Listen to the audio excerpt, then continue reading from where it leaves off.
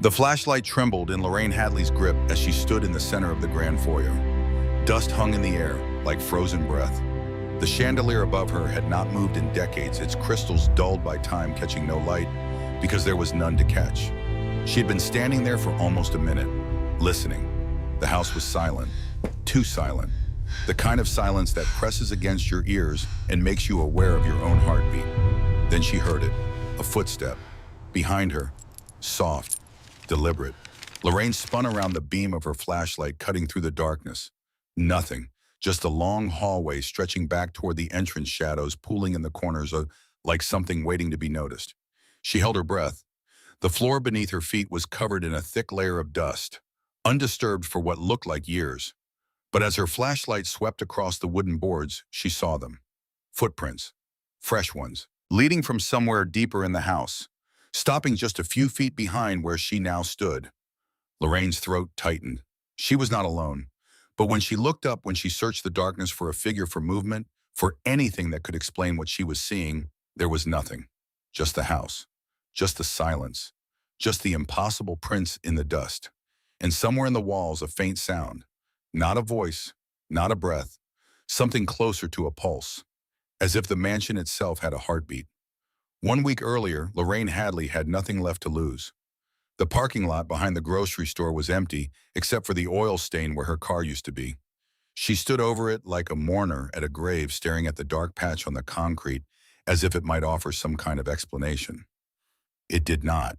The car had been old, rusted in places no rust should reach.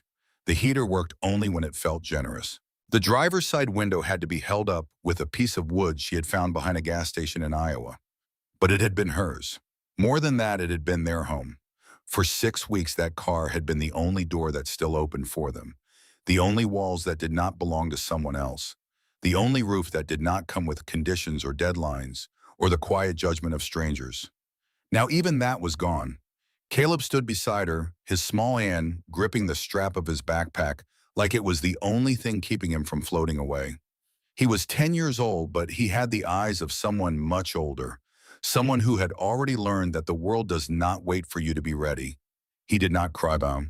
He had stopped crying months ago, not because he did not feel things, but because he had learned that tears did not fix anything. "Mom," he said quietly, "where do we go now?" Lorraine did not answer, not because she did not want to, but because for the first time in her life she had no answer to give. She had always found a way. When the apartment fell through, she found the shelter. When the shelter filled up, she found the car. When the car broke down, she found a way to fix it. But this was different. This was the end of the road. A security guard lingered near the back door of the store, shifting his weight from one foot to the other. He had been watching them for several minutes now, trying to decide whether to say something. Finally, he spoke. "Ma'am, you can't stay here." Lorraine nodded slowly. "I know." But she did not move. Not yet, because moving meant choosing a direction. And right now, there were no directions left. Caleb tugged lightly on her sleeve. "Mom." She looked down at him, at the way he was trying so hard to be strong, at the way his backpack sagged under the weight of everything they owned, at the way he still believed, even now, that she would figure something out. That trust was the heaviest thing she had ever carried. She forced a small smile. "Give me a minute," she said. "I am thinking." Caleb nodded. He always nodded. He always trusted. And every time he did, it cut a little deeper. The man who approached them did not belong in that parking lot. His shoes were too clean, his coat too pressed, his posture too certain. He moved through the space like someone who had never had to wonder where he would sleep. Lorraine saw him coming from 20 feet away. She positioned herself slightly in front of Caleb without thinking. A reflex, a habit, the kind of instinct that forms when you spend enough time in places where strangers do not always mean well. The man stopped a few feet away. His expression was calm, professional, unreadable. "Mrs. Lorraine Hadley." She narrowed her eyes. "That depends. Who is asking?" He gave a polite nod. "My name is Garrett. I am an attorney." Lorraine let out a short breath, something that might have been a laugh in another life. "You have the wrong person," she said. "I do not have anything left worth suing over." "I am not here about a lawsuit," he replied. His voice was steady, practiced, the kind of voice that delivered news for a living. Lorraine waited. I am here about an inheritance. The word landed like a stone dropped into still water. It rippled outward, disturbing everything it touched. Lorraine blinked. She glanced around the parking lot as if someone else might step forward to claim it. Inheritance, she repeated. From who? From Mr. Wallace Pembrook. The name meant nothing to her. She shook her head slowly.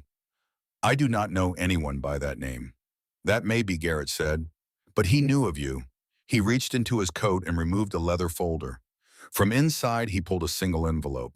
It was old, yellowed at the edges, sealed not with wax, but with time. Lorraine hesitated. Then slowly she took it. It was lighter than she expected. She turned it over in her hands, looking for writing for a return address for anything that might explain what was happening. There was nothing, just the envelope, and inside a single object. She opened it carefully. A key fell into her palm. It was old, iron maybe, worn smooth in places where hands had touched it too many times. It was cold against her skin, heavy in a way that had nothing to do with its weight. Caleb leaned closer, his curiosity overriding his caution. What does it open? Garrett met Lorraine's eyes. A property, he said, left entirely in your name. Lorraine turned the key over in her hand. A property, she repeated. Let me guess, a storage unit full of broken furniture. Maybe a shed somewhere with a leaky roof? Garrett's expression did not change. A residence. She almost handed the key back. Look at me, she said, gesturing to the empty lot, to her son, to the absence of everything she used to have. Does it look like I am in a position to maintain a residence? You will not need to maintain it. There was something in his tone that made her pause. Something careful. Something deliberate. What does that mean? Garrett reached into his folder again and pulled out a single sheet of paper. Not a contract, not a legal document. Just a printed address. Lorraine took it. Her eyes moved across the words. Then she stopped. Her face changed. Not dramatically, not obviously, but something behind her eyes shifted. Something that had been holding steady for months suddenly cracked just a little. Caleb noticed. He always noticed. What is it? Lorraine did not answer right away, because she recognized the address, not from memory, from reputation. Everyone in the region knew that address, the Pembrook mansion. For 45 years, it had stood at the edge of town like something the world had decided to forget. People did not drive past it unless they had to. Children were warned to stay away, and those who had gone near it rarely spoke about what they saw. Lorraine looked up slowly. That place, she said. You are telling me that is what I inherited? Garrett gave a single nod. A bitter smile tugged at her lips. Then whoever this Wallace Pembrook was, he must have really hated me. Caleb frowned. Mom, is it bad? Lorraine exhaled through her nose. No, she said quietly. It is worse than bad. But even as she said it, her fingers tightened around the key. Because bad was relative. Bad was sleeping in a car. Bad was not knowing where your next meal would come from. Bad was watching your son carry a backpack full of everything he owned because there was nowhere to put it down. Bad was what she had already survived. Whatever waited in that house, it could not be worse than nothing. A couple of store employees had stepped outside during the conversation. They stood near the loading dock, pretending not to listen, while clearly listening. One of them shook his head and muttered something under his breath. That house should have been torn down years ago. Another one added, people do not go in there, not twice anyway. Lorraine ignored them. She looked down at the key in her hand, then at her son, then at the empty space where her car used to be. While she murmured more to herself than to anyone else, I do not have anywhere else to go. Caleb looked up at her. So we are going. Lorraine met his eyes. Fear lived there. Uncertainty too, but underneath all of that, something else, something she had not seen in a long time. Hope. Yes, she said. Then after a pause, we are. They walked. There was no other option. No bus that went that far. No taxi she could afford. No kindness waiting to offer them a ride. So they walked. The town thinned out behind them. The last row of shops gave way to empty lots. The gas station that never closed faded into the distance. The street lights grew sparse and disappeared entirely. The road stretched ahead of them, cracked and narrow, leading towards something most people had spent half a century avoiding. Caleb kept close beside her. His footsteps were quieter than usual.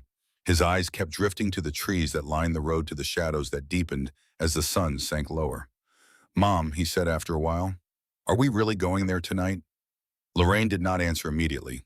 She was watching the horizon where the last light of day was bleeding into darkness. "I do not know," she admitted. "We might not even make it before dark." Caleb nodded, but she could hear the question he did not ask. Where would they sleep if they did not make it? 3 months ago, Lorraine still had an apartment. It was not much, a one-bedroom unit in a building that should have been condemned. The paint peeled in the bathroom. The heater worked only half the time. The neighbors fought loudly at 2 in the morning and pretended not to know each other during the day. But it had been hers. It had a door that locked. It had a small table where Caleb could do his homework. It had mornings that did not start with uncertainty. Then came the layoff. Then came the hospital bill she could not ignore. Then came the letter taped to her door. White envelope, official seal, final notice. She had stood there staring at it for a long time. Caleb had been behind her waiting. "What does it say?" Lorraine had folded the paper before answering. "It says we have a little time." It was not a lie, it just was not the full truth. The memory faded as Caleb's voice pulled her back to the present. "Mom." Lorraine blinked. "Yeah, if we stay at that place, will it be like before?" She slowed her steps slightly. "Like what before?" He hesitated. "Like having somewhere we do not have to keep leaving." The question was simple, but it landed like a punch to the chest. Lorraine looked at her son, really looked at him, at the way he tried to sound hopeful instead of scared, at the way he carried more weight than any child ever should. She reached out and adjusted the strap of his backpack. "I do not know what it will be like," she said gently, "but I know one thing. What we are not sleeping behind a grocery store tonight." Caleb gave a small smile. "That is already better." They walked in silence for a while longer. The road grew darker, the air grew colder, and somewhere ahead, hidden by trees and distance and decades of neglect, the mansion waited. Lorraine did not believe in fate. She did not believe in signs. She had stopped believing in a lot of things over the past year. But something about the weight of that key in her pocket felt different. Not lucky, not destined, just possible. And right now, possible was enough. The mansion did not reveal itself all at once. It came in pieces. First the iron gates, tall and black and leaning slightly inward, one side hanging open just enough to feel like an invitation that had been left unanswered for decades. Then the driveway, long and overgrown, choked with weeds that reached up past their knees as they walked. The gravel beneath was cracked and uneven, forgotten by the world. And then the house. Caleb stopped walking. "Whoa!" Lorraine stopped beside him. For a moment, neither of them spoke. The mansion stood against the darkening sky like something out of a different time. 3 stories tall, stone walls covered in ivy, windows that stared out like empty eyes, a front porch that sagged in places but still held. It was not what she had expected. It was not collapsed, not burned, not rotting into the earth. It was intact, old and tired and forgotten, yes, but standing, solid, real.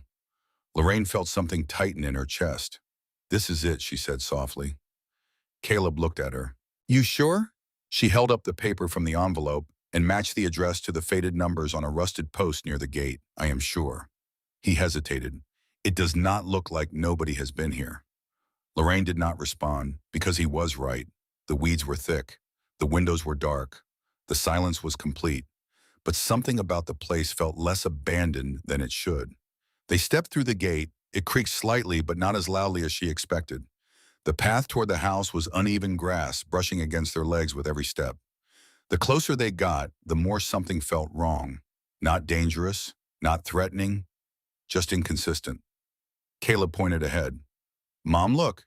Near the front steps, the weeds were thinner, pressed down slightly, as if someone or something had walked there recently. Lorraine's grip tightened around the key. "Stay close," she said. "I am." The front door was tall and dark.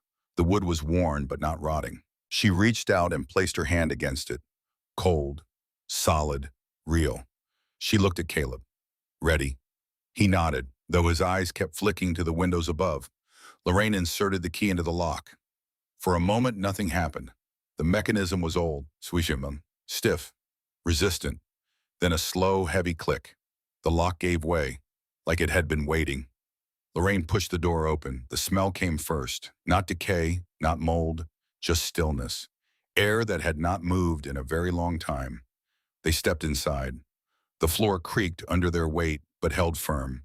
Dust covered every surface, thick and undisturbed in most places. A chandelier hung frozen above them. A grand staircase curved upward into darkness. Furniture stood where it had been left decades ago. Caleb turned slowly in place, his mouth open. This place is huge. Lorraine nodded. She moved forward carefully, her shoes leaving faint prints in the dust.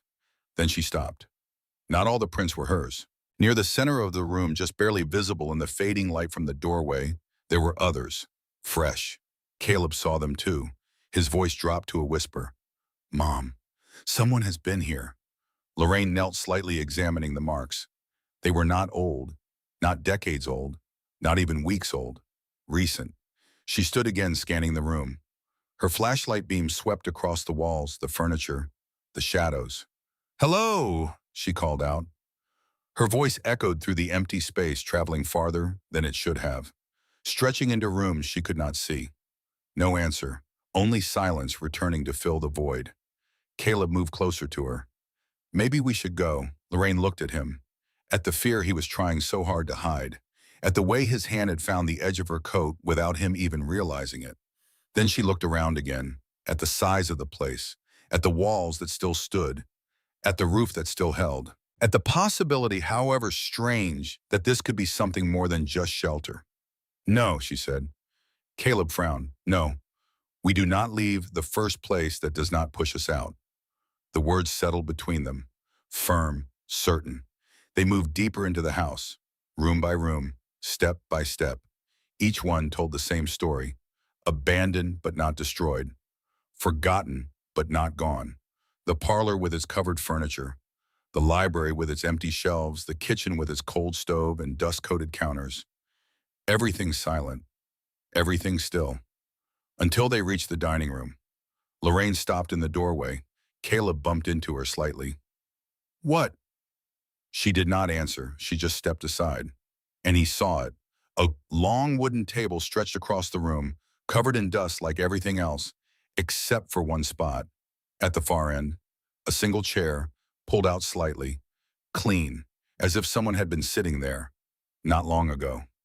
Caleb's voice dropped to a whisper. Mom. Lorraine felt the air shift, not colder, not darker, just aware. This house, she said slowly, is not empty. Silence. Then Caleb asked the question neither of them wanted to say out loud. Then where is everyone? Lorraine did not answer, because deep down she was starting to understand something far more unsettling. Not that someone had been here, but that someone might still be. Somewhere behind them, deeper within the house, a faint sound echoed, soft, almost too quiet to notice. A single step, then nothing. Lorraine did not turn around, not immediately. She just stood there, her hand tightening around the flashlight. And for the first time since they arrived, the mansion did not feel abandoned. It felt like it had been waiting. The sound did not repeat. That was what made it worse. If it had been loud, if it had been clear, Lorraine could have named it. A board settling, a branch scraping against a window, something explainable. But this was too precise. One step, then silence, as if something had decided not to continue. Caleb grabbed her arm. You heard that right, Lorraine nodded slowly. Yes, then we should go. Her voice was calm but firm. We should find out what it was. Caleb's eyes widened. That is the opposite of what we should do. Lorraine turned her head, slowly scanning the hallway behind them. Nothing, just a long stretch of shadow fading into darkness. Too still, too quiet. Hello? She called out again, her voice stronger this time. If someone is here, we are not here to cause trouble. The words echoed through the house, traveling down corridors, brushing against walls, finding nothing. No answer. Caleb stepped closer. Mom, this does not feel right. Lorraine considered that. Then she said something that surprised even herself. It does not feel wrong either. He blinked. What does that even mean? She did not have a clean answer, because the fear she felt was not sharp or immediate. It was quieter than that. Like standing in a place where something important had happened and had not quite finished happening yet. Stay behind me, she said. Caleb obeyed instantly. They moved toward the hallway, each step careful and measured. The floor creaked beneath their weight, but it held. The walls were solid. The house was stable. That alone made no sense. 45 years of abandonment, it should have left this place in ruins. But it stood. It endured. It continued. Halfway down the hall, Lorraine stopped. There, on the left, a door, slightly open.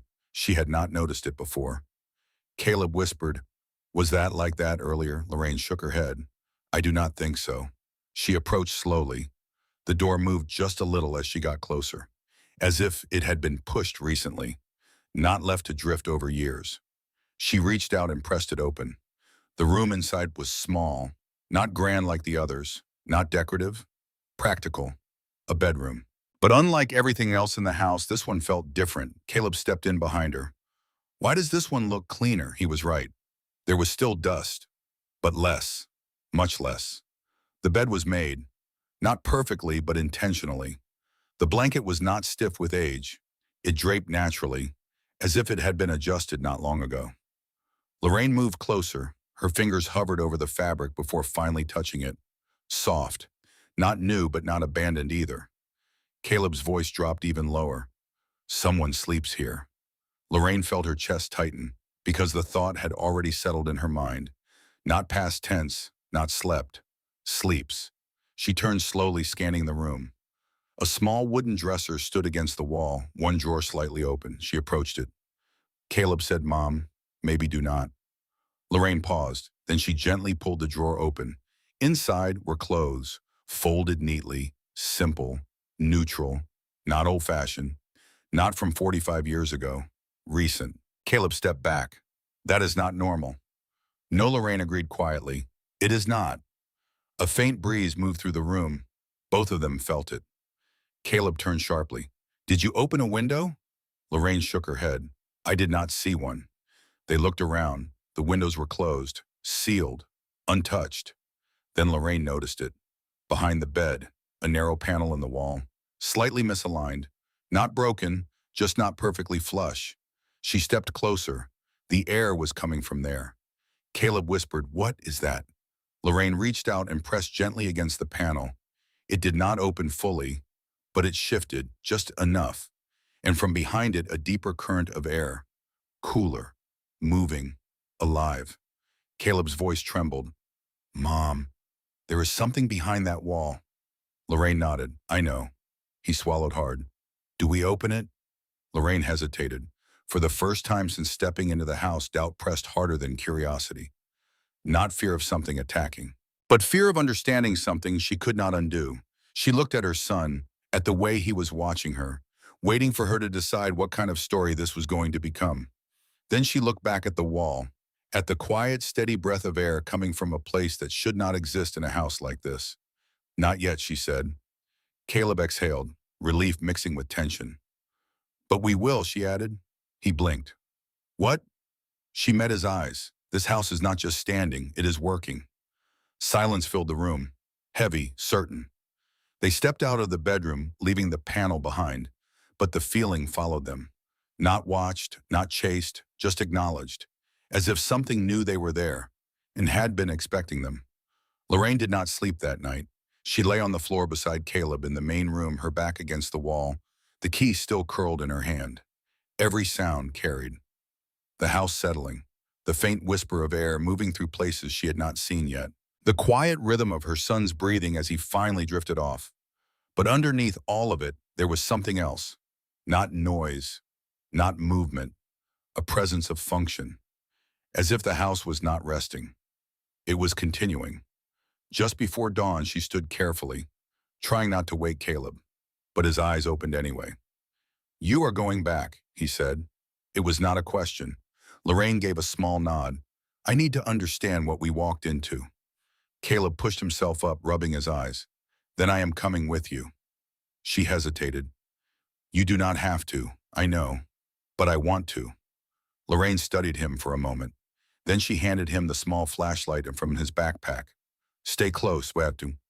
The hallway felt different in the early light, less intimidating, more revealing. Dust hung in the air like memory that had not quite settled. They reached the bedroom again. The door was exactly where they had left it. Nothing had moved. Nothing had changed, and yet everything felt like it had.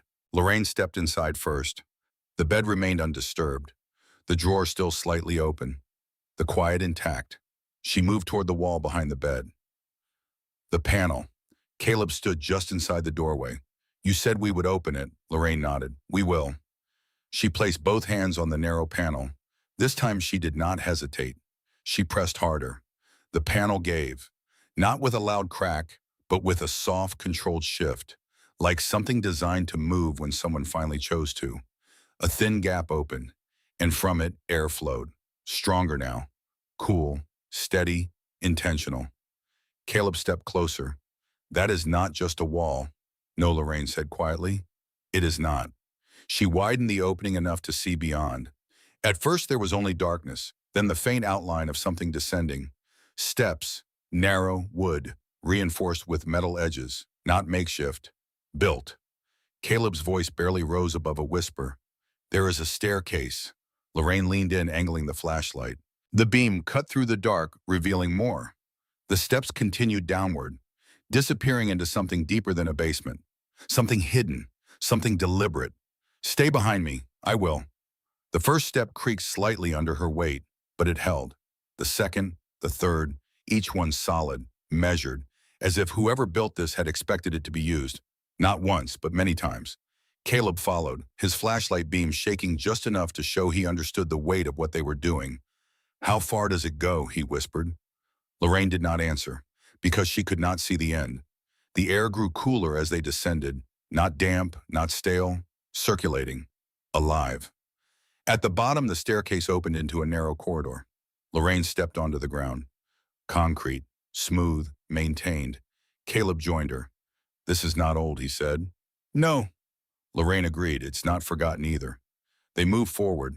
The corridor stretched ahead, dim but structured. Along the walls, small lights protected by metal casings.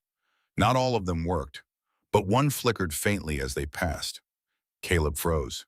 Did you see that? Lorraine nodded. I did. He swallowed. Something still powers this. Lorraine did not respond, because that was exactly what she was thinking. They reached the first room. Lorraine pushed the door open slowly.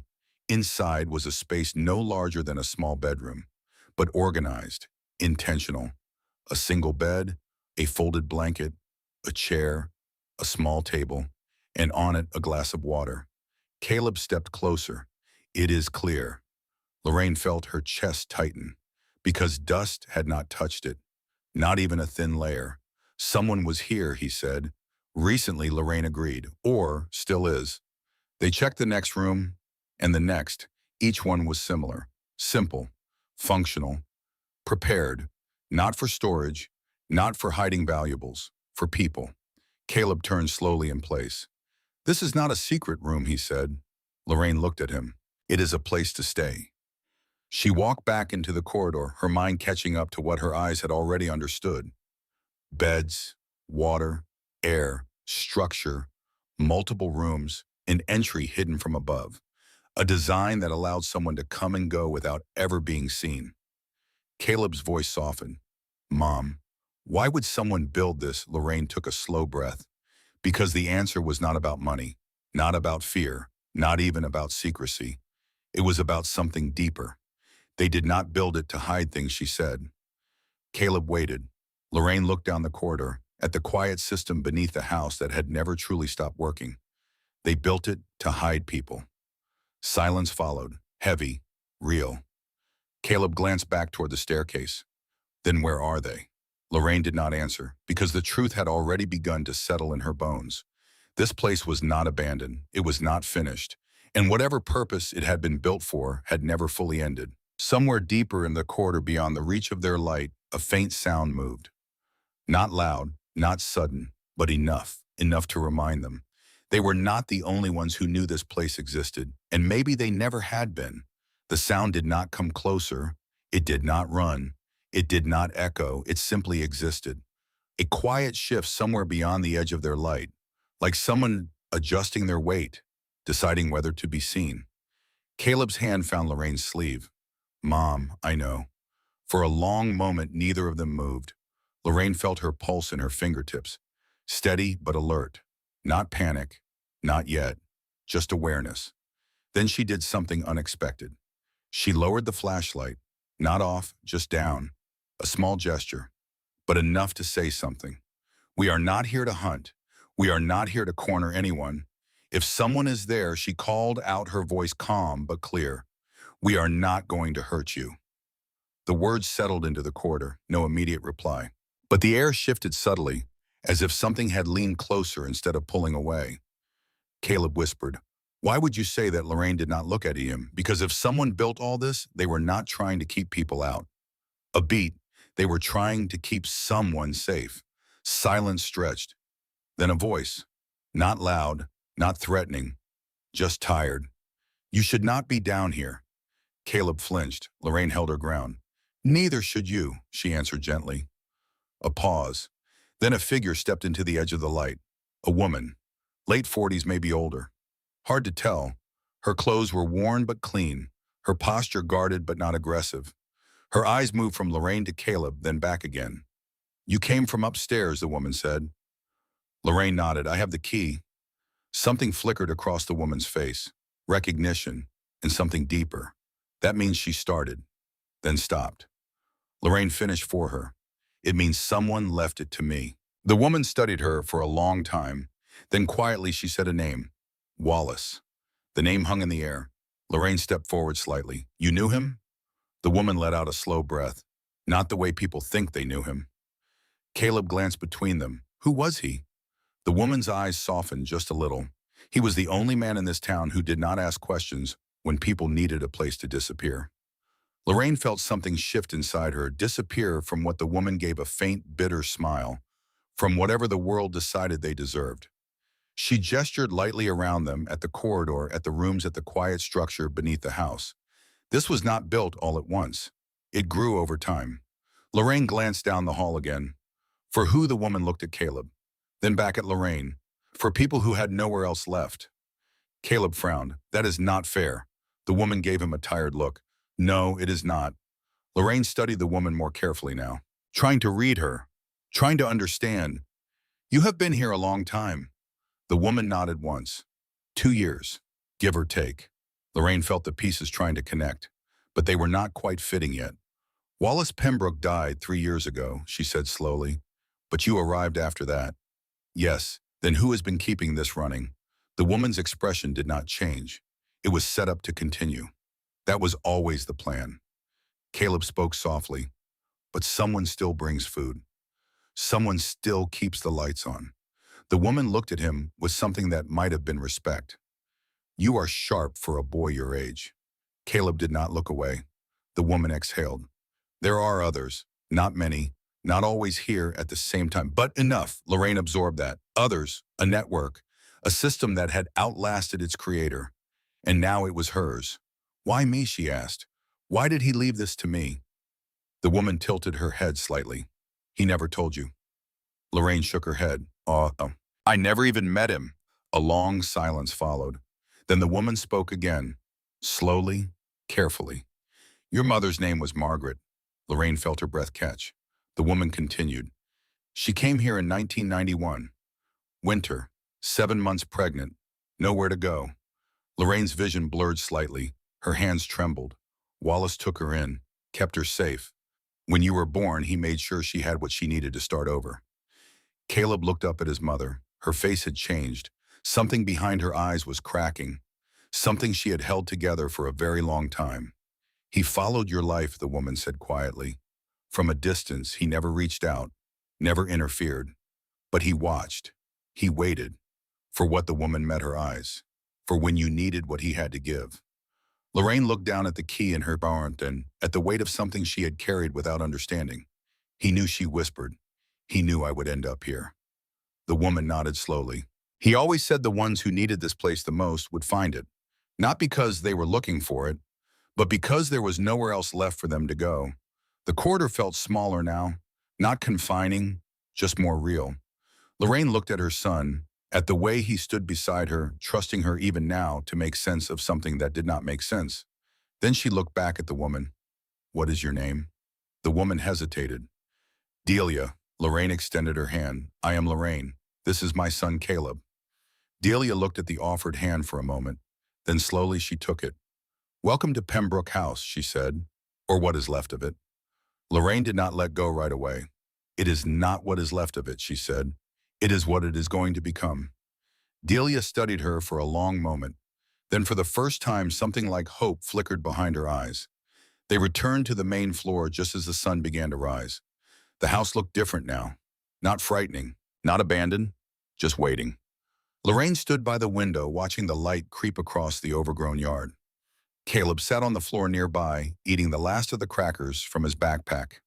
Delia had stayed below, but she had told Lorraine enough. There were others, 4 more people currently living in the tunnels beneath the house. Some had been there for months, some for only weeks. All of them had nowhere else to go. And now somehow it was all Lorraine's responsibility. She did not know how to feel about that. A knock at the front door broke her thoughts. 3 even taps, deliberate, patient. Caleb looked up. "Mom." Lorraine held up a hand. "Stay here." She walked to the door slowly, her fingers brushed against the handle. Then she opened it. 2 men stood on the porch. Well-dressed, clean, out of place. One of them smiled politely. "Mrs. Hadley, I assume." Lorraine did not open the door any wider. "That depends. Who is asking?" The man's smile did not fade. "Preston Holloway. And this is my associate." He extended a hand. Lorraine did not take it. Holloway glanced past her briefly, into the house, taking in more than he should have from that narrow gap. Then his eyes returned to hers. "We heard the property changed hands. Thought we would come by and make you an offer." Caleb appeared behind her. "What kind of offer?" Holloway's gaze flicked to the boy, then back to Lorraine. "A generous one." Lorraine leaned against the doorframe. How generous. Holloway reached into his coat and pulled out a folded document. $250,000, he said calmly. Cash. Immediate transfer. No inspections. No delays. Silence. Caleb's breath caught. Lorraine did not react. "Why?" she asked. Holloway tilted his head. "Because the property is inconvenient for most buyers. We specialize in that sort of thing." Lorraine's eyes did not leave his. "Inconvenient how?" A faint pause. Then structurally outdated, isolated, difficult to maintain. Lorraine almost smiled. "Funny," she said softly. "It does not seem like you are worried about that." Holloway studied her more carefully now. "You are new here," he said. "You do not know what this place is." Lorraine's voice stayed level. "No, but I know what it is not." A beat. "It is not for sale." The smile faded slightly. "Not gone, just thinner." "I would reconsider," Holloway said, still calm. "That number can change."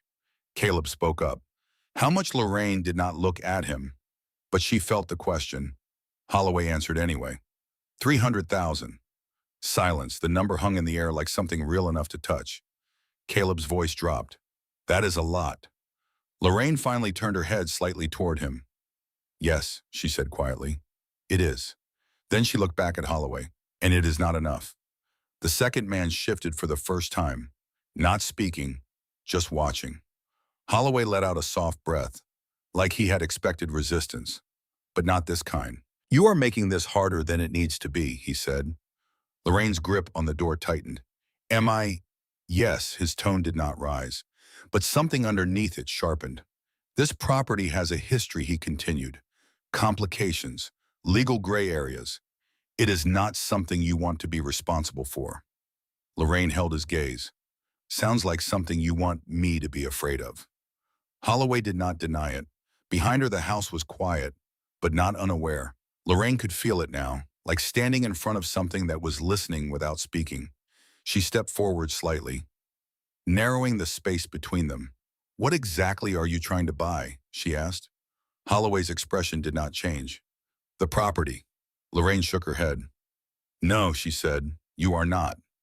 A pause. "You did not drive all the way out here for an old house."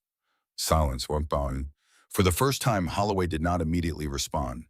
"Then you do not understand what you are sitting on," he said. Lorraine's voice dropped. "Then explain it." Holloway smiled again, but this time it did not reach his eyes. "I am trying to help you," he said. Lorraine almost laughed. "People do not show up uninvited with that kind of money to help. They show up because they need something." A beat. "And I think you need this place gone." The air shifted.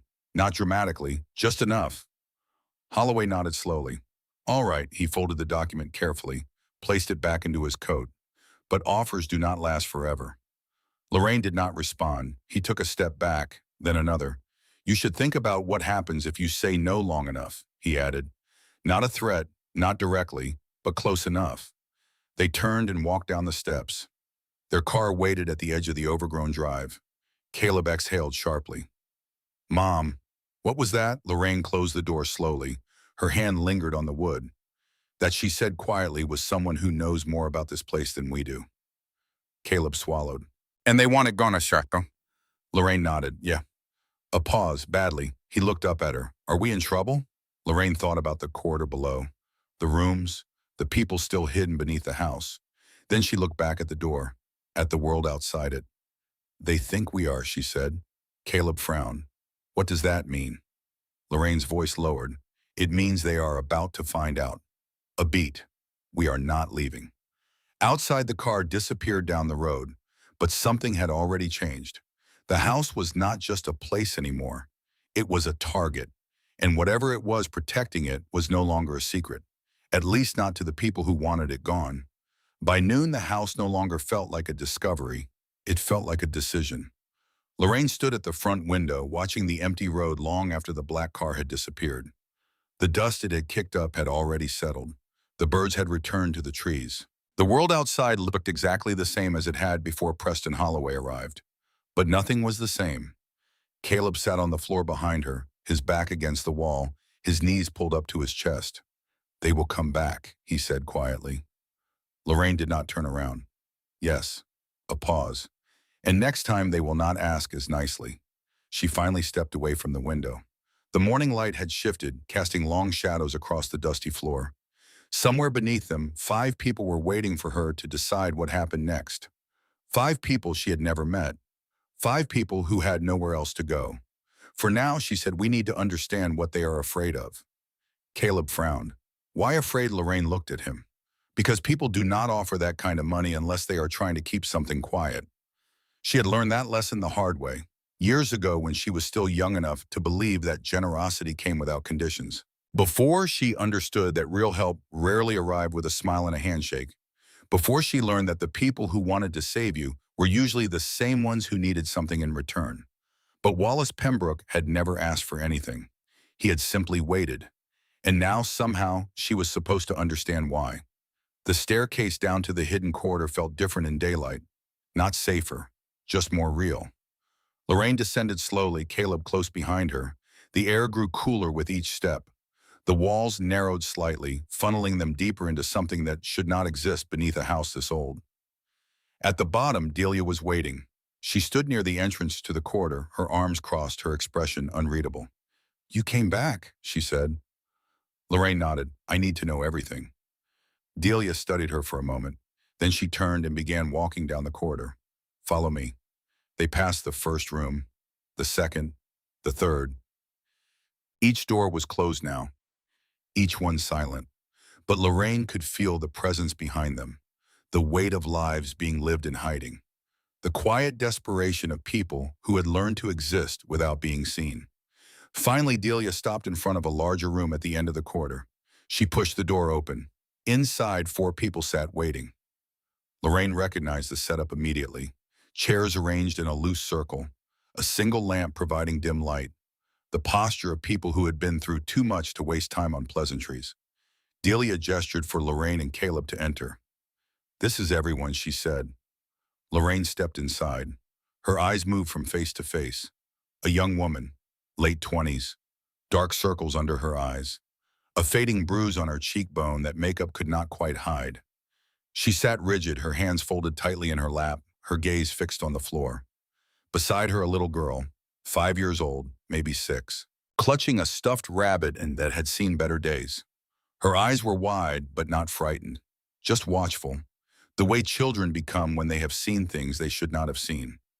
Across from them, an older man, mid-60s, gray hair cropped short, military posture despite the worn clothes. His hands trembled slightly, a constant motion he seemed unaware of. His eyes were distant, looking at something that was not in the room. And finally, a young man, early 20s, lean and wary, a scar running from his left ear to his jaw. He sat slightly apart from the others, his back against the wall, his body angled toward the door, ready to move, ready to run. Delia spoke. "This is Lorraine. She inherited the house." No one responded immediately. The young woman looked up briefly, then back down. The older man did not react at all. The young man's eyes narrowed slightly, assessing. Only the little girl moved. She leaned closer to her mother and whispered something too quiet to hear. Lorraine took a breath. "I am not here to make you leave." The words hung in the air. Simple, direct. The young woman finally looked up. Really looked this time. "Then why are you here?" Lorraine held her gaze. "Because someone came to my door this morning and offered me $300,000 for this property." Silence. The young man shifted slightly. His hand moved toward his pocket, then stopped. "And you said no," he said. "It was not a question. I said no." Why? Lorraine looked around the room, at each face, at each story she did not yet know.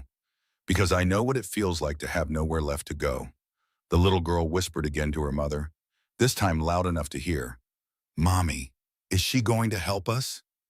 The young woman placed a protective hand on her daughter's shoulder. She did not answer, but something in her eyes shifted, something like hope. Delia spoke again. "Lorraine, this is Marlene, and her daughter Sophie." The young woman gave a small nod, barely perceptible. "The older man is Walter. Army. Vietnam was before his time, but he served in the Gulf. 2 tours. He does not talk much anymore." Walter did not acknowledge the introduction. His eyes remained fixed on that distant point only he could see. "And that is Marcus." The young man did not move, did not speak, just watched. Lorraine understood. Trust was not given freely down here. It was earned, slowly, painfully. She turned to Delia. "How long has each of them been here?" Delia considered the question. "Marlene and Sophie, 3 months. They came from a situation in Ohio. Her husband has connections, police, judges. The system was not going to help her." Lorraine looked at the fading bruise on Marlene's face, at the way Sophie held that rabbit like it was the only safe thing in the world. "Walter has been here almost a year. He was living on the streets in Lincoln when one of our contacts found him. He has nowhere to go, no family, no one looking for him." Lorraine watched Walter's trembling hands. The 1,000-yard stare. Some wars never end, she thought. They just move inside. Marcus arrived 6 weeks ago. He was trying to leave a gang in Chicago. They do not let people leave. One of our people helped him disappear before they could make an example of him. Marcus finally spoke. "I did not ask for charity." His voice was harder than his age. Sharper. "I will pay it back," he continued. "When I can. When I am clear." Lorraine shook her head. "I am not here to collect debts." Marcus studied her for a long moment. "Then what are you here for?" Lorraine did not have a clean answer. Not yet. But she knew one thing. "I am here because this place exists for a reason. And until I understand that reason, I am not going anywhere." The research took her into town. Lorraine left Caleb at the mansion with Delia. It was a risk, leaving him with people she barely knew. But she had watched the way Marlene looked at Sophie, the way Delia had kept this place running for 2 years without anyone knowing. Some things you learn to recognize.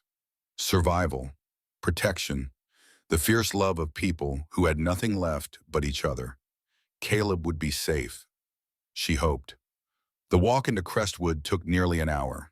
The road was empty. The sky was gray. The wind carried the smell of autumn, of things ending and beginning at the same time. The town looked different now that she knew what she knew. The hardware store, the diner, the small library at the end of Main Street. All of them had existed alongside that mansion for 45 years. All of them had watched it stand there silent and avoided. All of them had believed the stories.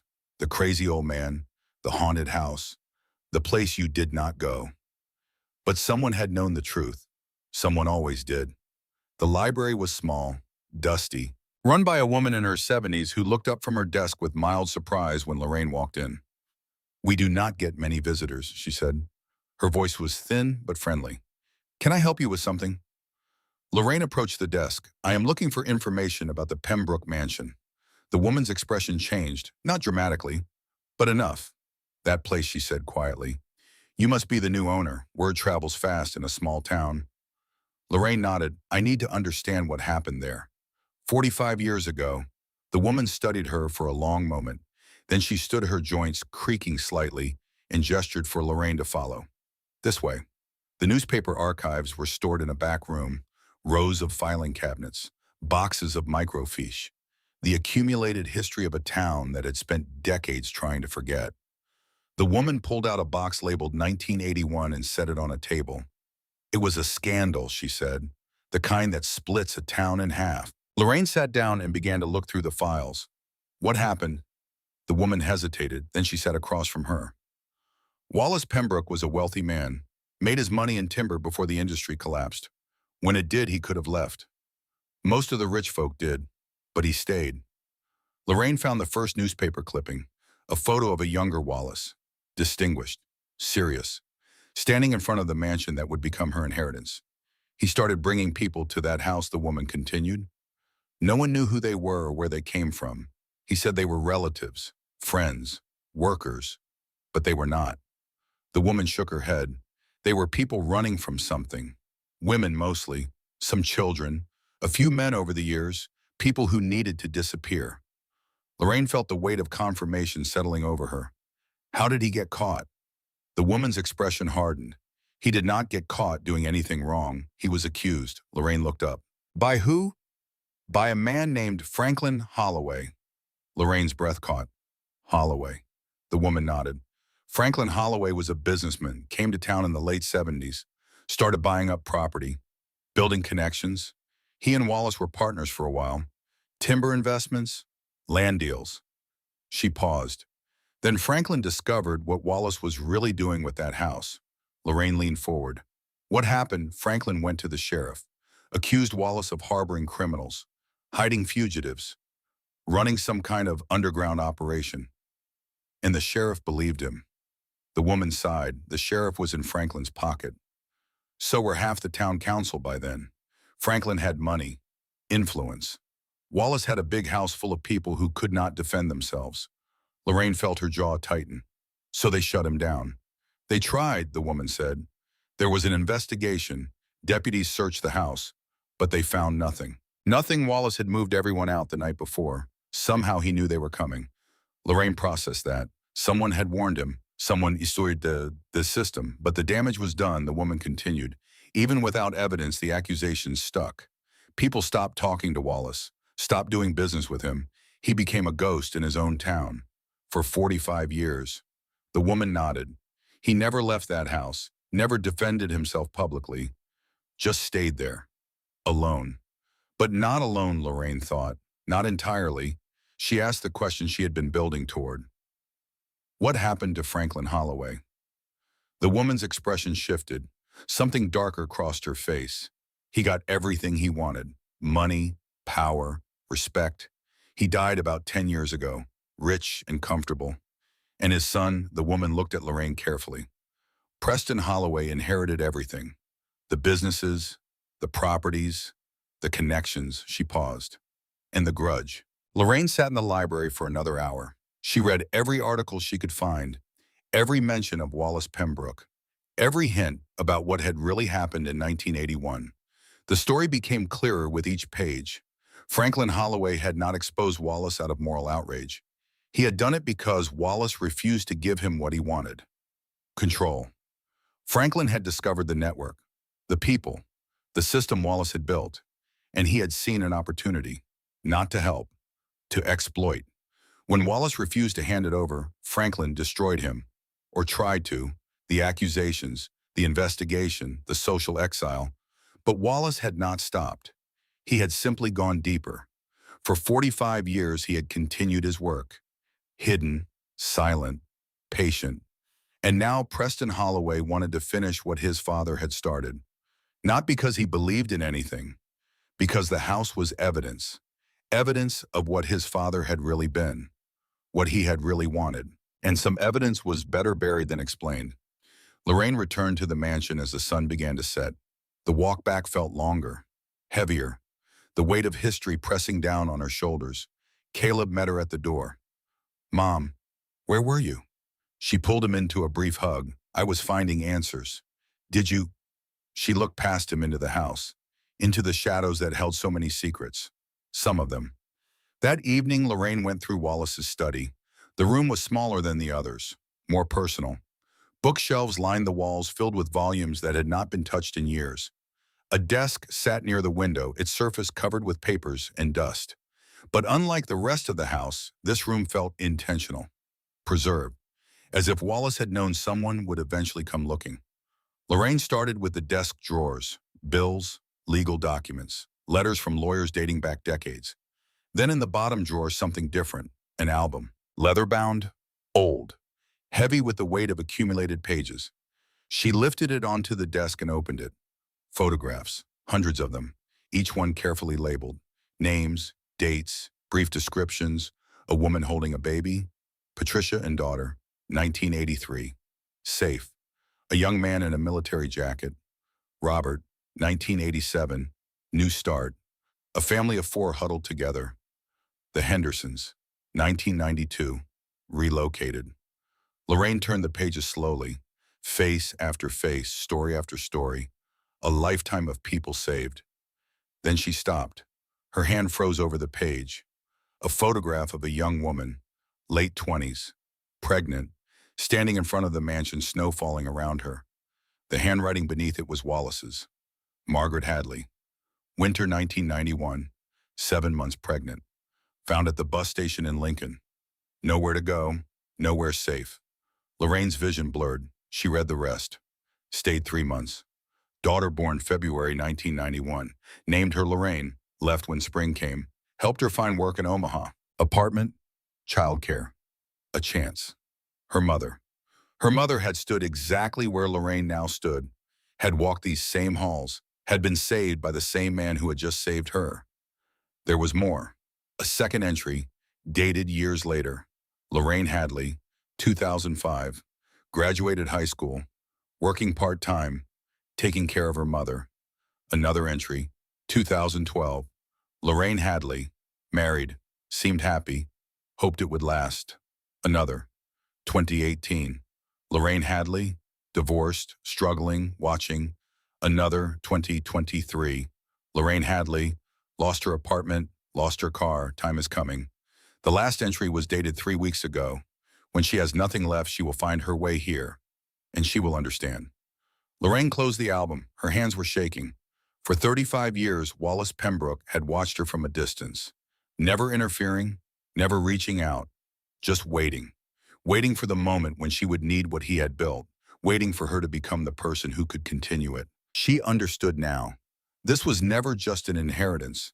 It was a calling. The second visit came 3 days later. Lorraine was in the kitchen trying to make something edible from the supplies Delia had stored when the knock came. 3 sharp raps, harder than before. She wiped her hands and walked to the door. Preston Holloway stood on the porch again, this time without his associate, this time with a different expression. Not polite, not patient, hungry. "Mrs. Hadley," he said, "we need to talk." Lorraine did not open the door any wider. "I thought we already did." "That was a conversation. This is a negotiation." He reached into his coat and pulled out an envelope. Thick, official. $500,000, he said. Cash. Immediate, no questions. Lorraine felt her stomach tighten. That was a lot of money. More money than she had ever seen. More than she could imagine. Enough to start over. Enough to give Caleb everything she had never been able to provide. But she thought about the album, the photographs, the faces of everyone Wallace had saved. She thought about Marlene and Sophie hiding in the basement, about Walter's trembling hands, about Marcus's guarded eyes. She thought about her mother standing in the snow 35 years ago with nowhere to go. No, the word came out before she could second-guess it. Holloway's expression flickered. Something dark passed behind his eyes. "You should reconsider." "I should not." He took a step closer. "I know what is underneath this house." Lorraine's heart rate spiked, but she kept her face neutral. "Excuse me, I know about the rooms," he said. "I know about the people. I know what Wallace was running here for 45 years, he smiled. But there was no warmth in it. "And I know that harboring fugitives is a federal crime." Lorraine felt ice spread through her chest. "They are not fugitives, are they not?" Holloway tilted his head.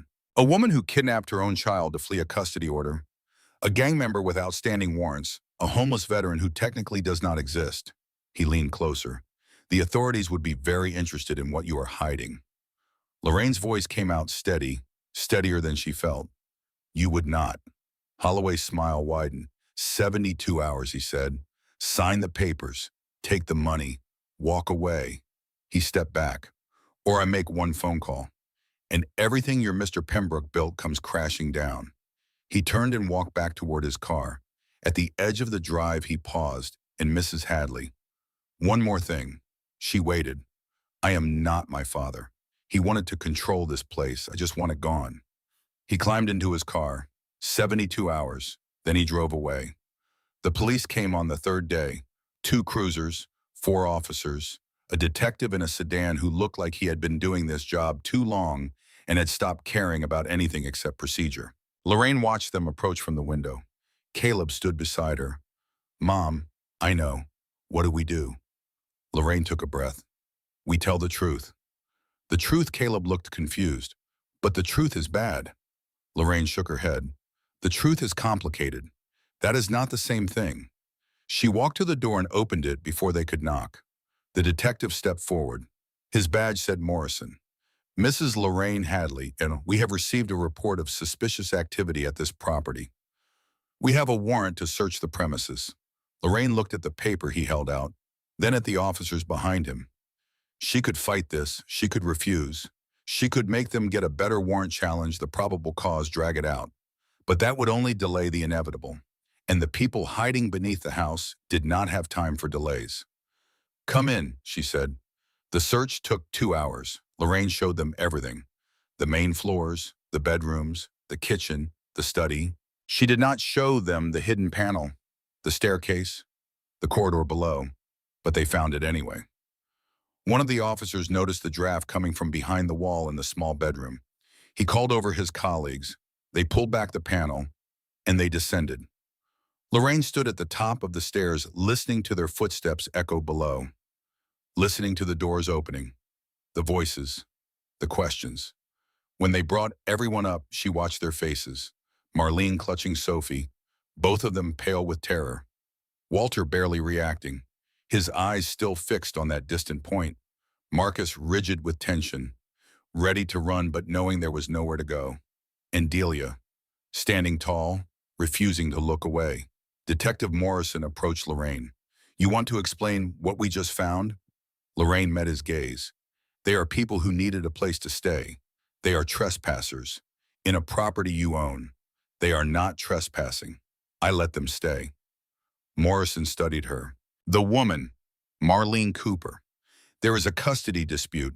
Her husband filed a kidnapping charge. He filed after she fled domestic abuse. The system failed her. That is not my problem. No, Lorraine said quietly. It is hers. And now it is mine. Morrison shook his head slowly. You are making this very difficult for yourself, I know. He sighed, the kind of sigh that came from years of seeing things he could not change. I am not going to arrest anyone today, he said finally. But you need to understand something. He pulled out a document. This is a notice to vacate. You have 10 days to clear this property of all unauthorized occupants. If you do not comply, we will be back with federal marshals. Lorraine took the paper. Her hands were steady, but inside something was cracking. 10 days, Morrison repeated. Do not make this harder than it has to be. He turned and walked back toward the cars. The other officers followed. The cruisers pulled away. The dust settled. And Lorraine stood in the doorway holding a piece of paper that meant everything she had tried to build was about to collapse. That night, the house was silent. Marlene and Sophie stayed in their room. The door closed, the quiet sound of crying seeping through. Walter sat in the corridor below, staring at nothing. Marcus paced, back and forth, unable to stay still. Delia tried to keep everyone calm, tried to maintain order, but even she looked defeated. Caleb found Lorraine in the study. She was sitting at Wallace's desk, the album open in front of her, the faces of everyone he had saved staring back at her. Mom. She did not look up. He sat down across from her. We tried, he said quietly. That is what matters, right? Lorraine finally raised her head. No, he blinked. No. She closed the album. Trying is not enough. Not when people are depending on you. But what else can we do? Lorraine looked around the study, at the books, the papers, the lifetime of work Wallace had put into this place. There had to be more. There had to be something he left behind, something to help whoever came after him. He knew this might happen, she said. He must have prepared. Caleb watched her, prepared how Lorraine stood up. I do not know yet, but I am going to find out. She started going through the desk again, more carefully this time. Not just looking at documents, but feeling for anything hidden, any secret compartments, any signs of something concealed.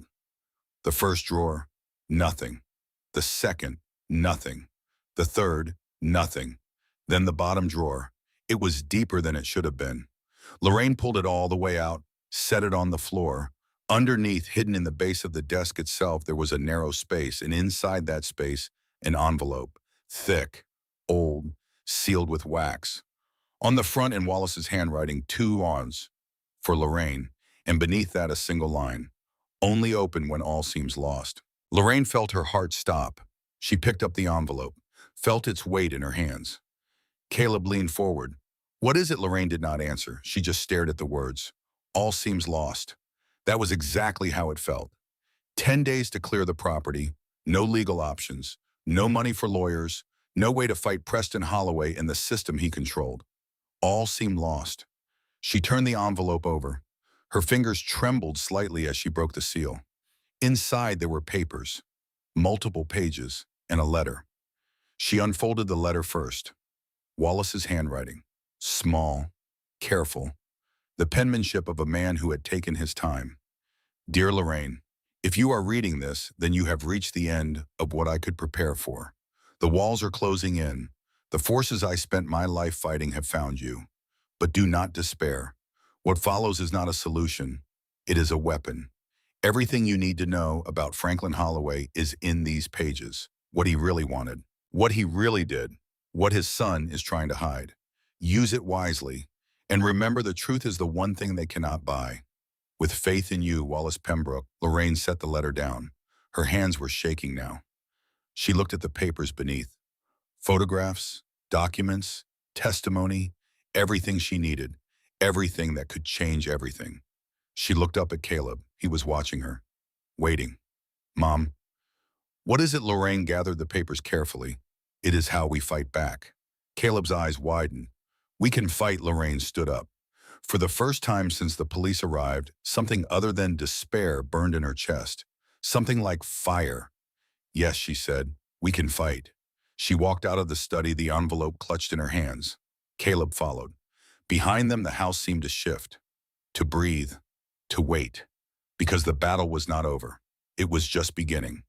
The documents spread across the desk like pieces of a puzzle finally coming together. Lorraine read them slowly, carefully, each page revealing another layer of a truth that had been buried for 45 years. Wallace's letter had been right. This was not just evidence. It was a weapon. The first set of papers detailed Franklin Holloway's real intentions. Letters between Franklin and an associate in Chicago. Correspondence that should have been destroyed, but somehow survived. The language was careful, coded, but the meaning was clear. Franklin had not discovered Wallace's network by accident. He had been looking for it, hunting for it, because he had seen an opportunity that most men would have missed. A pipeline. That was what Franklin had called it. A pipeline of vulnerable people, women running from violence, families escaping dangerous situations, individuals with no legal status, no protection, no one to notice if they disappeared. Franklin had wanted to redirect that pipeline, to transform it from a system of salvation into something far darker. Human trafficking. The word sat heavy in Lorraine's mind, the weight of it pressing down on everything she thought she knew. Wallace had refused. Of course he had refused. And Franklin had retaliated the only way he knew how, by destroying Wallace's reputation, by turning the town against him, by burying the truth so deep that no one would ever find it. But Wallace had kept the evidence. For 45 years he had held on to these documents, waiting, preparing, knowing that someday someone would need them. And now that someone was Lorraine. The second set of papers was even more damning. Testimony from 3 women who had escaped Franklin's attempt to traffic them In 1981, Wallace had helped them disappear before Franklin could follow through on his plans. Names, dates, details, everything documented, everything preserved. And at the bottom of the stack, something else. A list. 217 names. Every person Wallace Pembrook had helped over 45 years. Every life he had saved. Every family he had protected. Lorraine scanned the names slowly. Most meant nothing to her. Just strangers who had passed through this house on their way to safety. But some had notes beside them. Updates. Follow-ups. One name caught her attention. Samuel Whitfield, age 16, 1978. Escaped abusive stepfather. Helped relocate to foster family in Riverside County. Beside it, a more recent note, added years later. Samuel Whitfield, now Chief of Police, Riverside County. Still in contact. Still grateful. Lorraine felt something shift inside her. These were not just names on a list. These were allies. The next morning, Lorraine began making phone calls. The first few were difficult, numbers that no longer worked, people who had moved, connections that had been lost to time. But some remained. A woman in Denver who had been helped in 1994, now a social worker. She remembered Wallace with tears in her voice. A man in Phoenix who had escaped gang violence in 1988, now owned a small construction company. He owed everything he said to the old man who had given him a second chance. A family in Oregon who had fled domestic violence in 2003. The mother had passed away, but her daughter answered. She knew the story. She had grown up hearing about the stranger who had saved them. Each call built on the last. Each conversation added another piece to the foundation Lorraine was constructing. By the end of the second day, she had connected with 17 people who were willing to speak publicly about what Wallace had done. 17 witnesses, 17 testimonies, 17 reasons why the world needed to know the truth. But the most important call was still to come. Samuel Whitfield answered on the third ring.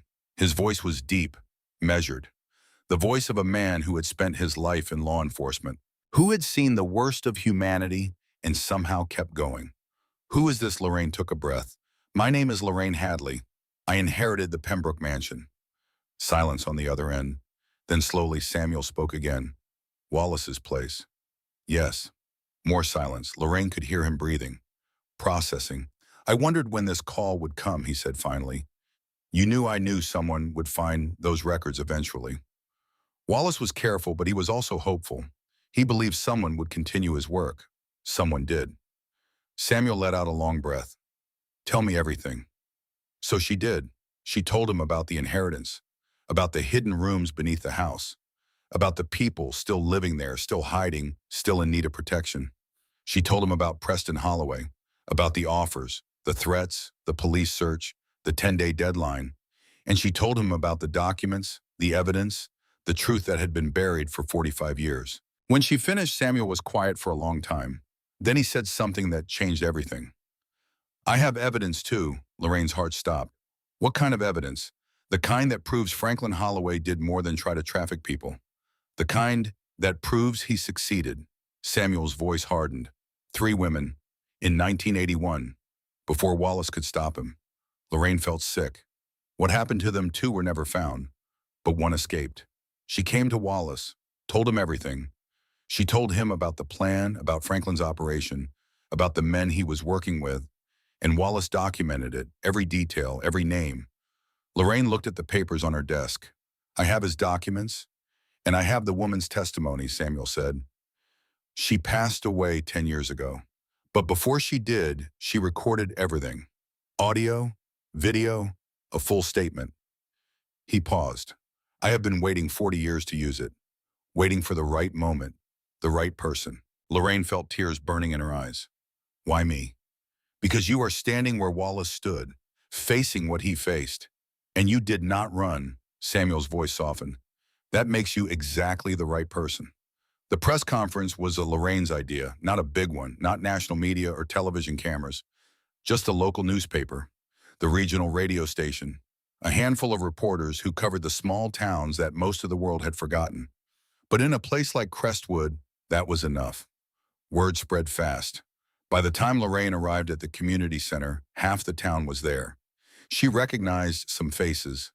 the librarian who had helped her research, the store owners who had whispered as she walked past, the neighbors who had spent 45 years believing lies about Wallace Pembrook.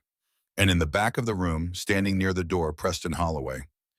He was not alone. Two men in suits flanked him, lawyers probably, or something worse. His face was calm, controlled, but his eyes burned with something dangerous. He thought he knew what was coming. He was wrong. Lorraine stepped up to the small podium at the front of the room. She had never given a speech before, never stood in front of a crowd and asked them to listen. But she thought of Marlene and Sophie hiding in that basement, of Walter's trembling hands, of Marcus's guarded eyes.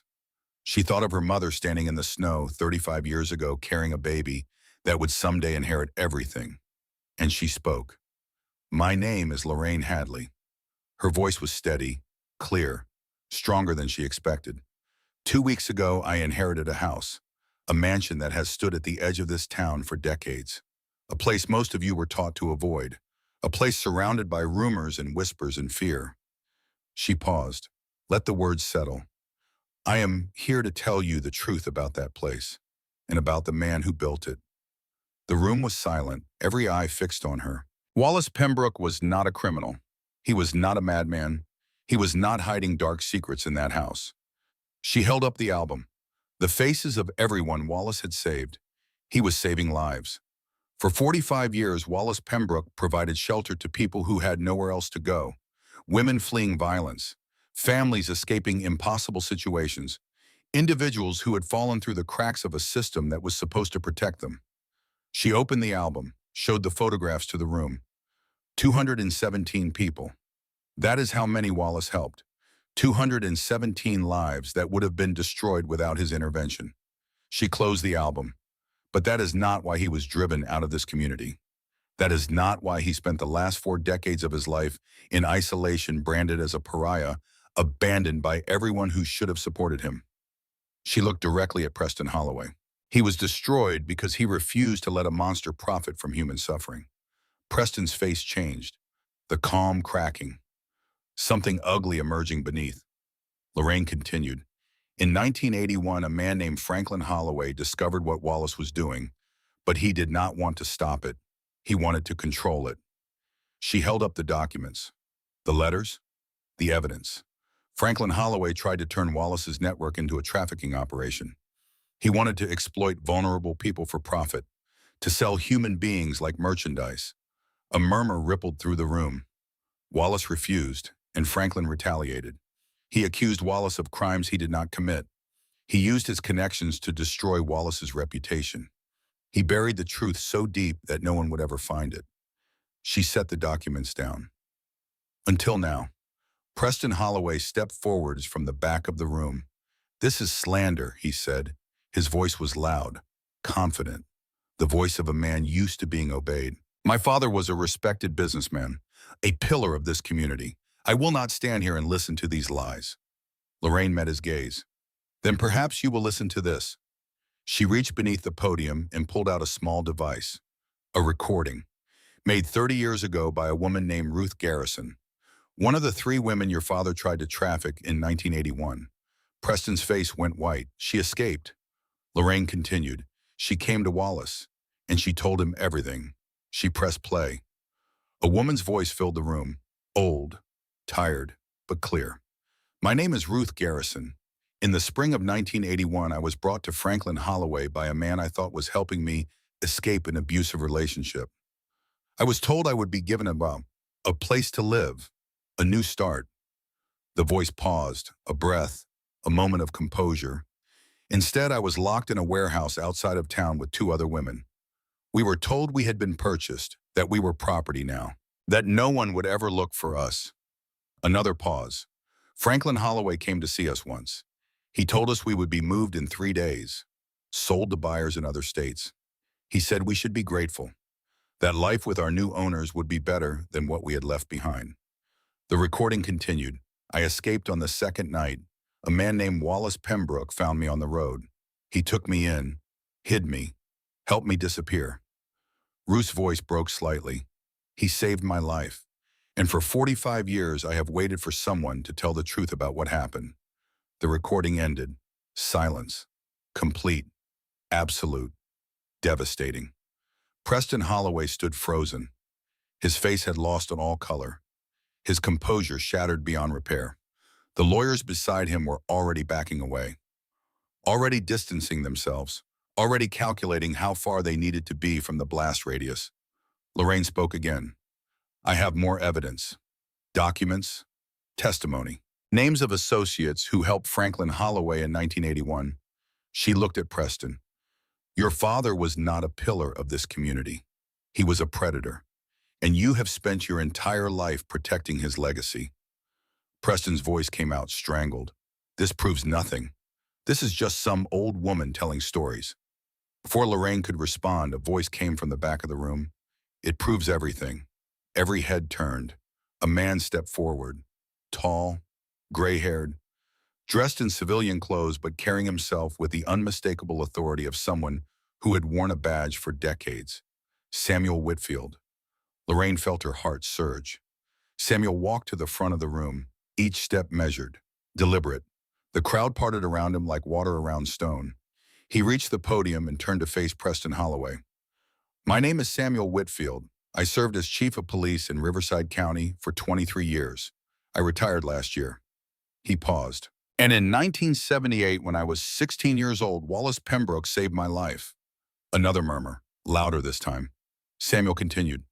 My stepfather was a violent man, the kind of man who believed he had the right to control everyone in his household. When I tried to leave, he swore he would kill me. His voice did not waver. Wallace Pembrook took me in, hid me until my stepfather stopped looking, helped me find a foster family that gave me the chance to become who I am today. He looked at Preston. I owe Wallace everything, and I have spent my entire career waiting for the opportunity to repay that debt. Samuel reached into his jacket and pulled out a folder. In this folder, I have evidence that Franklin Holloway was connected to a trafficking ring that operated across 3 states in the early 1980s. Bank records, phone logs, witness statements. He handed the folder to one of the reporters. This evidence has been authenticated, verified. It is admissible in any court of law. Preston's voice cracked. This is a setup, a conspiracy. Samuel shook his head. No, this is justice. 45 years late, but justice nonetheless. He turned to the crowd. Wallace Pembrook dedicated his life to protecting people who could not protect themselves. He was vilified, isolated, forgotten. His voice rose, but he never stopped. Even when the world turned against him, he kept going, kept saving lives, kept believing that someday someone would continue his work. He looked at Lorraine. That someone is standing right here. The room erupted. Questions from reporters, shouts from the crowd, the chaos of revelations spreading through a community that had believed lies for half a century. Preston Holloway tried to leave, but people blocked his path. Not violently, just firmly, standing in his way, refusing to let him escape the truth. His lawyers had already disappeared. His power had evaporated. His father's legacy lay in ruins around him. And in the center of it all, Lorraine Hadley stood with her head held high. Not afraid, not backing down. Finally understood. The aftermath came swiftly. Within 48 hours, the state attorney general announced an investigation into Franklin Holloway's activities. Cold cases from 1981 were reopened. Witnesses came forward. Evidence accumulated. Preston Holloway was not charged immediately, but his businesses were frozen pending investigation. His accounts were examined, his connections scrutinized. The 10-day deadline came and went. No one came to enforce it. The eviction order was withdrawn. The charges against the people living beneath the house were dropped. The system that had tried to crush them suddenly had bigger problems to deal with. Lorraine received the news in Wallace's study. She sat at his desk, surrounded by his papers, his photographs, his lifetime of careful documentation. And she wept, not from sadness, not from exhaustion, from relief. Caleb found her there an hour later. He did not say anything. He just walked over and wrapped his arms around her. They stayed like that for a long time, mother and son, survivors, finally home. 6 months later, the mansion looked different. The ivy had been trimmed, the windows cleaned, the porch repaired, the grounds maintained, not transformed into something it was not, just restored to what it had always been, a place of refuge, a place of hope. The sign by the front gate was simple, elegant, understated, Pembrook House. Beneath it a smaller plaque, a haven for those who need it most. Established 1981, continuing always. The dedication ceremony was small, just the people who mattered. Delia stood near the entrance. She had become the house manager, the person who kept things running, the heart of the operation that Wallace had built and Lorraine had saved. Marlene and Sophie were there. Sophie had started school in town, made friends, begun to heal. Marlene worked part-time at the library. They had their own apartment now, just a few blocks away. But they came back often. This place was still home. Walter had improved, slowly, carefully. The trembling in his hands had lessened. He spent most days helping with maintenance around the property. Simple tasks that gave him purpose, gave him peace. Marcus had left 2 months ago. He had found work in another state, construction, honest labor, a fresh start. He sent letters sometimes, short, awkward, but grateful, always grateful. New people had come since then, a young man fleeing domestic violence at home, an elderly woman whose family had abandoned her, a mother with 3 children who had escaped a dangerous situation in another state. The rooms beneath the house were full again, but this time everything was different. The organization was official now, a registered nonprofit, funded by donations from the people Wallace had saved over the decades, supported by local government grants, protected by law instead of hidden from it. Samuel Whitfield served on the board of directors. He visited often, told stories about Wallace to anyone who would listen, made sure the memory of the man who had saved him never faded. The investigation into Franklin Holloway had concluded 3 months ago. He had been posthumously connected to trafficking operations in 4 states. His name had been removed from the community center he had helped build, his legacy erased. Preston Holloway had avoided criminal charges. There was not enough evidence to link him directly to his father's crimes, but his business empire had collapsed, his reputation destroyed, his name synonymous with shame. He had left Crestwood. No one knew where he had gone. No one particularly cared. Lorraine stood on the porch as the sun began to set. The ceremony was over. The guests had departed. The house was quiet again. Caleb appeared beside her. He was taller now, taller. 11 years old, growing faster than she could keep track of. But his eyes were the same, that mix of wisdom and wonder that had been there from the beginning. Mom, yes, this is really ours now. It was not a question, just a statement of fact. Lorraine nodded. Yes, it really is. Caleb looked out at the grounds, at the trees, the sky, the world that had finally stopped pushing them away. I never thought we would have a home, he said quietly. Lorraine felt her heart tighten. Neither did I. A pause. But it is more than that, is it not? Caleb continued. It is not just our home. It is everyone's home. Everyone who needs it. Lorraine looked at her son, at the understanding in his eyes. Yes, she said, that is exactly what it is. Caleb was quiet for a moment. Then he asked the question she had been waiting for. What do we do now? Lorraine considered that. 6 months ago, she would not have had an answer. 6 months ago, she had been standing in a parking lot, staring at an oil stain, wondering where they would go next. But now she knew. We keep going, she said. We help whoever comes to us. We protect whoever needs protection. She put her arm around her son. And we make sure that what Wallace built never ends. Caleb nodded. I can help, he said. I want to help. Lorraine smiled. I know you do. They stood there together as the sun sank below the horizon, as the sky turned orange and pink and purple, as the first stars began to appear. Behind them, the house stood solid and strong. 45 years of secrets finally revealed. 45 years of isolation finally ended. And inside, the sounds of people living, talking, laughing, existing. The sounds of a place that was no longer haunted, just full. The mailbox was old, rusted at the edges, weathered by decades of Nebraska winters. But Lorraine had kept it, restored it, made sure it still worked, because mail still came. Letters from people Wallace had helped years ago, donations from strangers who had heard the story, notes of gratitude from families who had passed through on their way to safety. But sometimes different letters came. Lorraine walked to the mailbox the next morning. The air was crisp, autumn deepening toward winter. She opened the small door and pulled out the day's mail. bills, a newsletter from the nonprofit association, a card from Marcus, and one more envelope. Handwritten, no return address. Lorraine opened it carefully. Inside, a single sheet of paper. The handwriting was shaky, uncertain. To whoever reads this, my name is not important. What matters is that I need help. I saw the news about Pembrook House. I read what that woman did, how she saved those people. I am in a situation I cannot escape from. I have tried everything. The police, the courts, my family. No one believes me. No one helps. But maybe you will. I do not know how to get to you. I do not know if this letter will even arrive, but I am sending it anyway, because I have to believe that somewhere someone cares. Please, if you read this, if there is any way you can help, I am running out of time. Lorraine read the letter twice, then she folded it carefully, placed it back in the envelope, and walked back toward the house. Caleb met her at the door. Anything important? Lorraine looked at the envelope in her hand, at the weight of another life hanging in the balance. Yes, she said. She stepped past him into the house. Delia was in the kitchen making breakfast for the current residents. She looked up as Lorraine entered.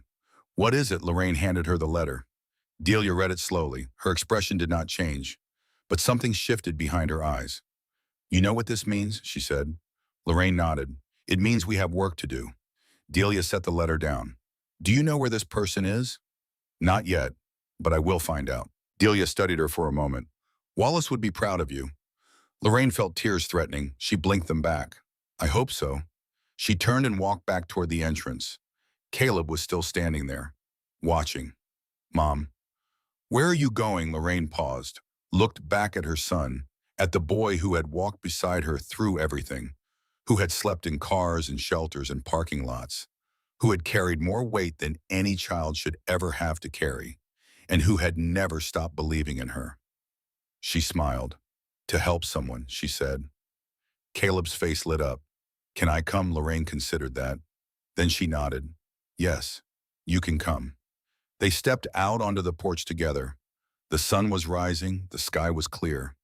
The road stretched out before them, leading to a world that was still broken, still unfair, still full of people who had nowhere left to turn. But that was exactly why they were here. Lorraine looked back at the house one final time, at the walls that had protected so many, at the roof that had sheltered so many, at the legacy that had outlasted everyone who had tried to destroy it. Then she looked at her son. Ready? She asked. Caleb nodded. Ready. They walked down the steps together. Mother and son, survivors and saviors. Behind them, the house stood quiet and strong, and on the mailbox, a small sign that Lorraine had added just last week. 2 words, simple, clear, powerful. We are still here. The road stretched out before them. There was work to do, and Lorraine Hadley was finally ready to do it.